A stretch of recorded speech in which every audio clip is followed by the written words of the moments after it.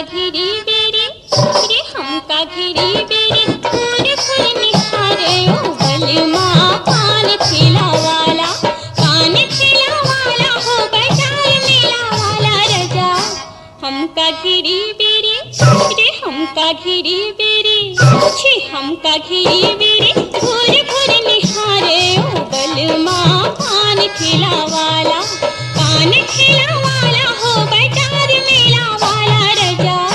हमका घिरी बेरी भूर भूर निहारे ओ बलमा पान ठेला वाला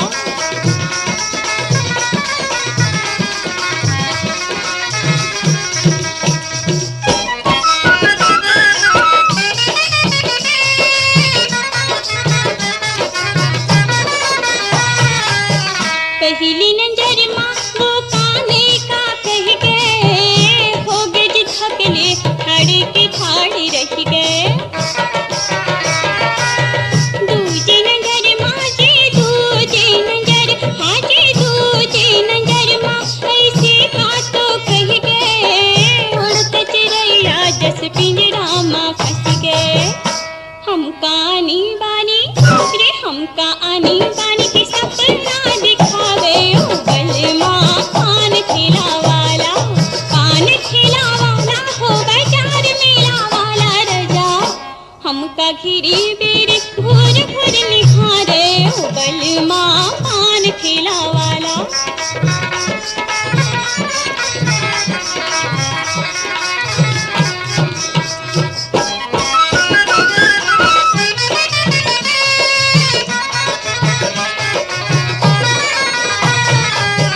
समझनी आवे कि हमका भय गए हमरे मन बस में नहीं रह गए रसिया के सुर था जी बलमा के सुर था रसिया के सुर था कि कन कन मारच गए जुल्म के पुतरी कन कन माँ बस गए हमका तना नाना रे हमका तना नाना की रात नचावे ओ बलमा पान ठेला वाला हो बाजार मेला वाला रजा हमका घिरी बेरी छी हमका घिरी बेरी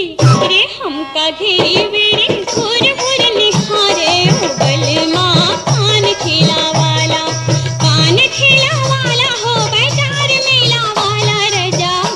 हमका घिरी बेरी भूर भूर निहारे ओ बलमा पान ठेला वाला हमका घिरी बेरी भूर भूर निहारे ओ रसिया पान ठेला वाला